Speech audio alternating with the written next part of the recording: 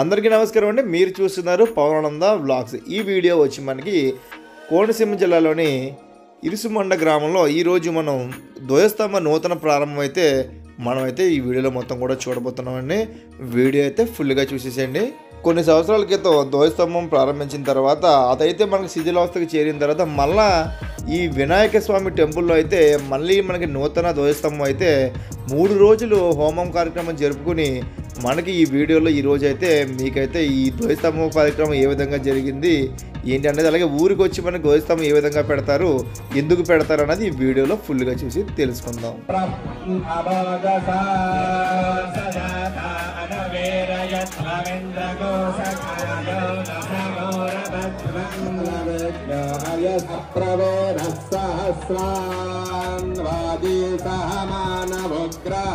కార్యక్రమం సావధానయుక్తంగా సుముహూర్తే సావధాన అన్నట్లుగా సుముహూర్త సమయం చక్కగా సావధానయుక్తంగా జరగాలి. కాబట్టి అందరూ కూడా నిశ్శబ్దంగా ఉండి జరిగేటువంటి ప్రతిష్టా కార్యక్రమం యొక్క ఫలితాన్ని మీరు అందరూ కూడా సంస్కృతంగా నేను చెప్పినప్పుడు ఎక్కడగానే మీరు రెడీగా ఉండాలి. చెప్పడం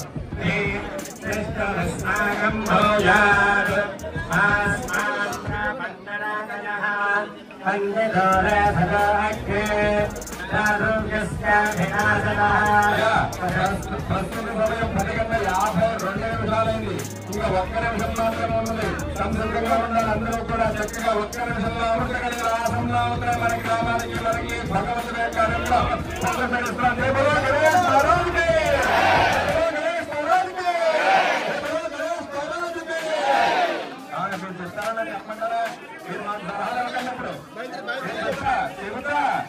మీరు మాకు చెప్పకండి, మేము చెబుతాము.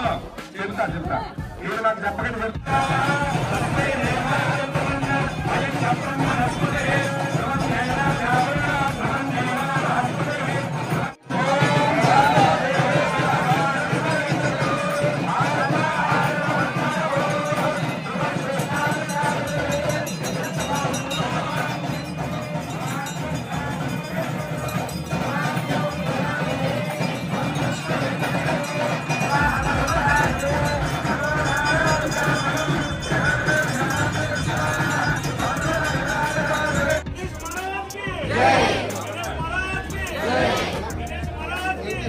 ఇప్పుడు మనకి దేవాలయాలకి ఎందుకు ధ్వజస్తంభాలు పెడతారు అన్నది చాగంటి కోటేశ్వర గారి మాటల్లో తెలుసుకుందాం.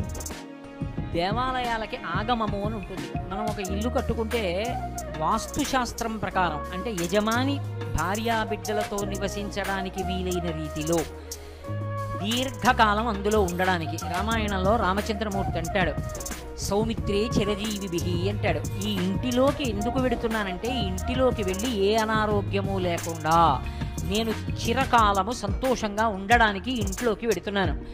అలా వెళ్ళాలి అంటే వాస్తు పూజ చెయ్యాలి లక్ష్మణ అంటాడు. అది శాస్త్రాన్ని పాటించడం అంటే. అలా ఇంటికి వాస్తుశాస్త్రం ఎలా ఉంటుందో దేవాలయానికి ఆగమం అలా ఉంటుంది. ఆ ఆగమ ప్రకారం దేవాలయాల్ని నిర్మాణం చేస్తారు.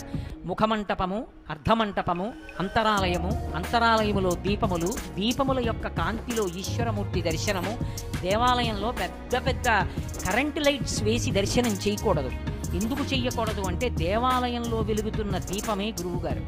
గురువుగారు మాకు ఆయన యొక్క ప్రవచనము ద్వారా అందించిన భక్తి యొక్క కాంతులలో మాకు పరమేశ్వరుడు దర్శనమవుతున్నాడు. ఆ లోపల ఉన్న దీపమే గురువు. అందుకే ఆగమం ఉంటుంది. ఆగమం ప్రకారం నిర్మిస్తారు. బలిహరణ మంటపాలు ఉంటాయి. ప్రదక్షిణానికి అనుకూలంగా ఉంటుంది. బయట పరివార దేవతలు ఉంటారు. ఎదురుగుండా ఆయనని వహించేటటువంటి వాహనం ఉంటుంది. దానితో పాటుగా ధ్వజస్తంభం ఉంటుంది. ధ్వజము అంటే గుర్తు ఏమిటంటే జెండా. జెండా కనపడింది అనుకోండి ఎక్కడైనా, ఆ జెండాని బట్టి దాని వెనక ఎవరున్నారు చెప్తారు. త్రివర్ణ పతాకం ఎక్కడైనా కనపడింది అనుకోండి, ఓ ఇది భారతదేశ పతాకం. పరమ సంతోషంతో 2 చేతులు ఎత్తి నమస్కారం చేస్తాం. అందుకే భారతంలో ఒక్కొక్క జెండా మీద ఉన్నటువంటి గుర్తును బట్టి ఒక్కొక్క వీరుడు ఉన్నాడు అని చెప్తారు. దేవాలయంలో ధ్వజం ఉండడం కాదు, కేవలం జెండా ఎగరేయరు. ధ్వజమునకు స్థానంలో ధ్వజస్తంభం ఉంటుంది. ఆగమంలో ఎలా చెప్పారో అటువంటి కర్రతో తయారు చేసి బాగా ఎత్తుగా పెట్టి ఉంచుతారు ధ్వజస్తంభాన్ని. ధ్వజస్తంభం కనపడింది అనుకోండి ఎక్కడి నుంచైనా, ముందు ధ్వజస్తంభం కనపడుతుంది. గుడి గోపురం కూడా కనపడచ్చు, కనపడకపోవచ్చు.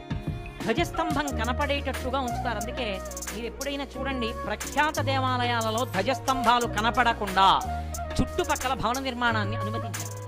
మీరు ఎంత దూరంలో నిలబడినా ధ్వజం కనపడాలి. అలా కనపడకుండా బయట భవన నిర్మాణాన్ని అంగీకరిస్తారు. ఇంతకన్నా ఎత్తు పెట్టడానికి వీల్లేదు, ధ్వజం కనపడదని చెప్తారు. ధ్వజం ఎందుకు కనపడాలో తెలుసా? 2 కారణముల చేత కనపడాలి. ఒకటి, మీరు సేద తీరుతారు. అమ్మయ్యా, నా తండ్రి ఉన్న స్థానం కనపడుతోంది, ఇక నిర్భయత్వం. అక్కడ పరమేశ్వరుడు.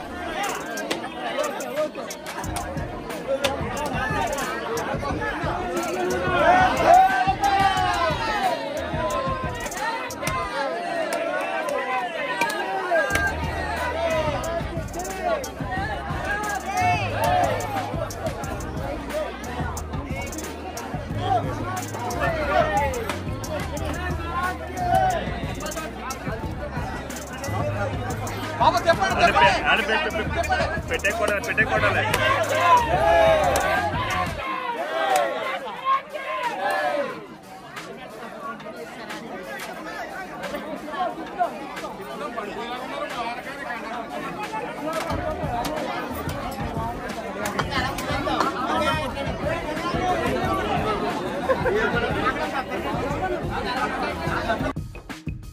ఆ దేవాలయం అక్కడ ఉన్నది, పరమేశ్వరుడు ఉన్నాడు, గుర్తు ధ్వజం. ధ్వజం కనపడితే గుర్తు ఏమిటంటే అక్కడ ఆ పరిసరాల్లో ధ్వజం ఎంత దూరం కనపడుతుందో అంత దూరం ఏది జరిగినా అది భగవంతుని యొక్క సేవ కొరకు, ఉత్సవం కొరకే జరగాలి తప్ప వేరొక కార్యం మీద జరగకూడదు. అలా వీధిలోంచి అవతల వీధిలో నేను ఇల్లు కట్టుకున్నాను, యువతల వీధిలో కాపరం ఉంటున్నాను, గృహప్రవేశం చేయాలి, మంగళవాద్యాలతో సింహాసనం పట్టుకుని పెడుతున్నాను ఆ ఇంట్లోకి చేరిపోదామని. ఇప్పుడు ధ్వజస్తంభం కనపడింది, మంగళవాద్యాలు ఆగిపోవాలి. అది దేవుడి ఊరేగింపు కాదు, నేను గృహప్రవేశానికి ఎడుతున్న మంగళవాద్యాలు ఆగిపోవాలి. ఎంత దూరం ఆగిపోవాలో తెలుసా? మళ్ళీ ధ్వజస్తంభం కనపడటం ఆగిపోయే వరకు మంగళవాద్యం మోక్కూడదు. అలాగే తలపాగాలు అవి పెట్టుకుని ఉంటే తీసేస్తారు. ఈశ్వర స్థానం ఉంది, పరమ మర్యాదతో దాని ముందు నుంచి నడిచి పెడతారు. 2 ధ్వజస్తంభం ఉంది, గుర్తేమిటో తెలుసా? అక్కడ ఉత్సవాలు జరుగుతాయని గుర్తు. ధ్వజస్తంభం లేదనుకోండి, అక్కడ ఉత్సవాలు జరగవు అని గుర్తు. ఒక్క పూజలు వినా ఏ ఉత్సవము జరగదు అని గుర్తేమిటంటే ధ్వజస్తంభం ఉండదు.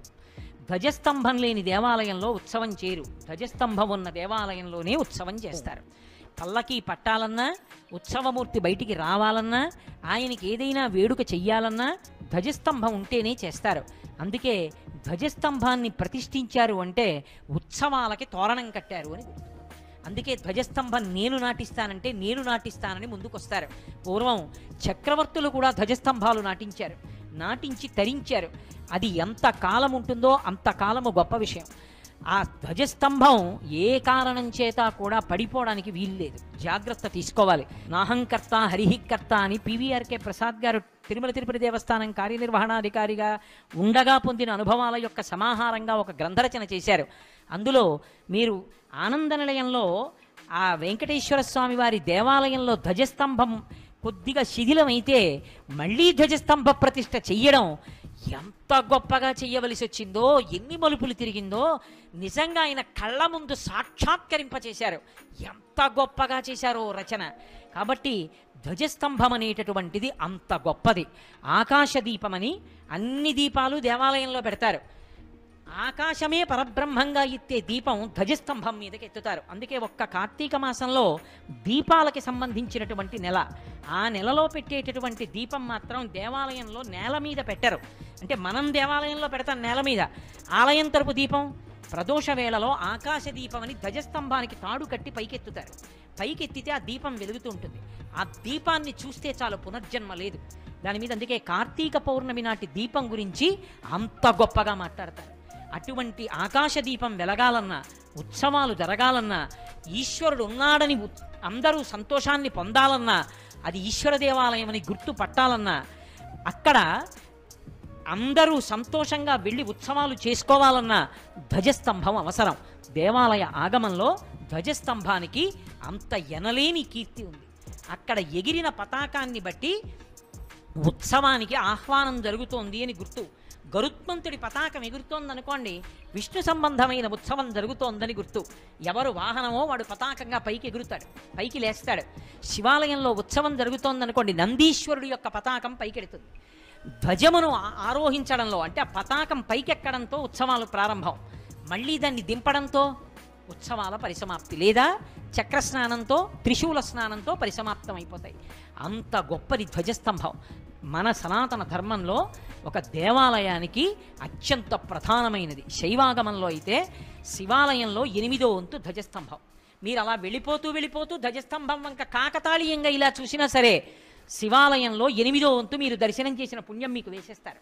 అంత తేలికగా ఆ ఊళ్ళో ఉన్న వాళ్ళకి పుణ్యం కట్టపెట్టడానికి ఎత్తెత్తు ధ్వజస్తంభాలని పూర్వం స్థాపన చేశారు. అంత గొప్పది ధ్వజస్తంభం.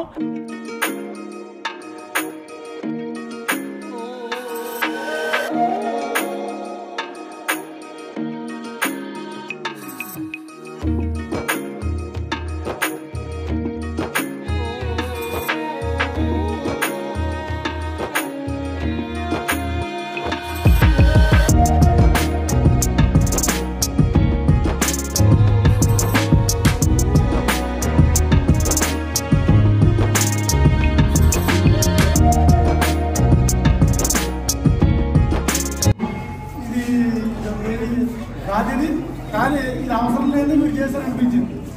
కానీ మీరు ఇంతలో చెప్తే మన నడవలు ఇంకా ఉండిపోతే ఇంకా ముందు నడవలసిన పరిస్థితిలోకి వచ్చిందేమో అనిపిస్తుంది. అయితే ఇందులో ప్రధానంగా పోషించవలసింది ₹50 ₹2 ఇవ్వాల్సింది కాదు. వారు వచ్చారు చంద్రబాబు గారు, అలాగే మన రాఘవ గారు చెల్లి గారు, ఆవిడ కూడా ఎదురు రావడం, అంత అమౌంట్స్ కూడా ఎదురు రావడం చాలా గొప్పతనం.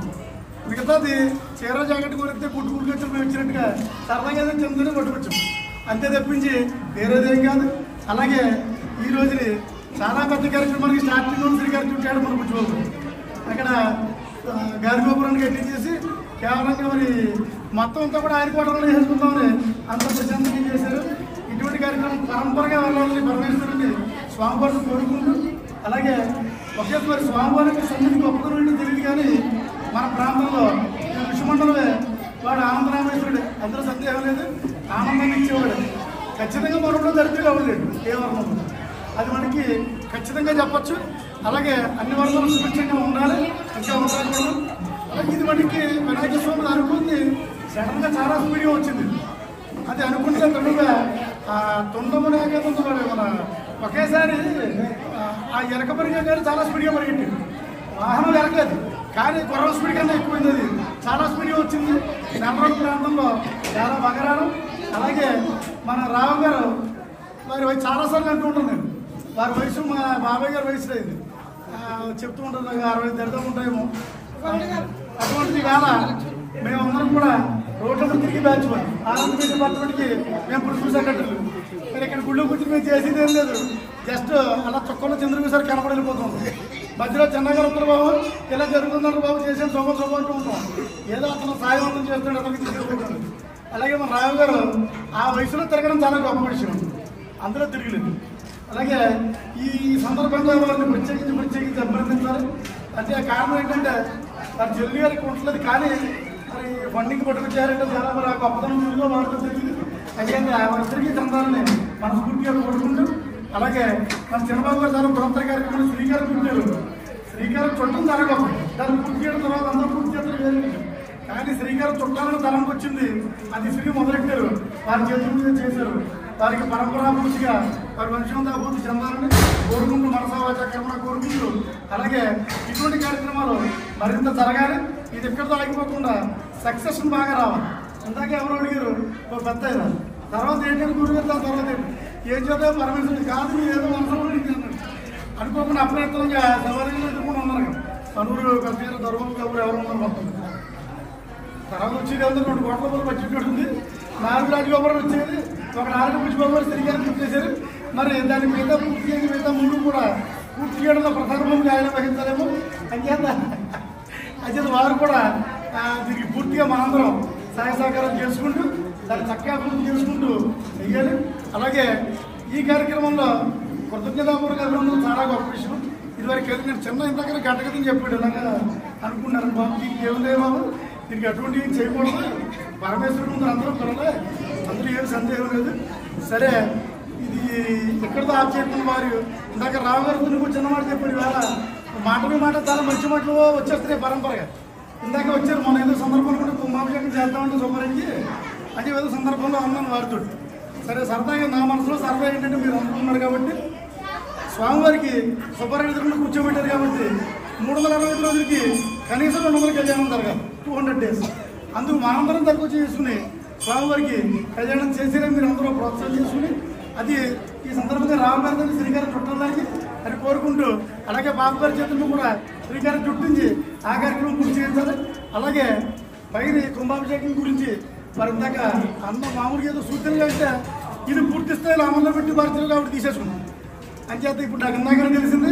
అందుకు వారికి మరింతగా పూర్తి స్థాయి భగవంతుడి తరపున ఆశీస్సులు అందజేస్తూ భగవంతుడి వారికి ఆయుర్వేదిక ఐశ్వర్యాన్ని ఇస్తూ సద్బుద్ధిని ఇంకా ప్రసాదించి వారి యొక్క ఐశ్వర్యాన్ని పరంపరకి ఇంకా పెంచుకుంటూ వారి ఐశ్వర్యంలో కొంత భాగాన్ని స్వామివారికి అలాగే మన ఊరు ప్రాంగణానికి ఇవ్వాలని కోరుకుంటూ ఐశ్వర్యం పెరగడం ఇంకా పెరగాలి, పెరిగిన దాంట్లో కొంత భాగం మనకి ఇవ్వాలి స్వామివారికి. ఇది మా ఆశీస్సులు కోరిక. అంచేత మీరందరికీ అవకాశం ఇచ్చినందుకు మీ అందరికీ పేరు పేరున కృతజ్ఞతలు తెలియజేసుకుంటూ ఈ యొక్క అభివృద్ధిని ఎక్కడ ఆపకుండా మనం జాగ్రత్తగా మిగతా కార్యక్రమం కూడా ప్రోత్సాహం చేసుకుందాం కోరుకుంటూ ఈ సదవకాశం ఇచ్చిన మీ అందరికీ కూడా మరొకసారి సంపదాలు తెలియజేసుకుంటూ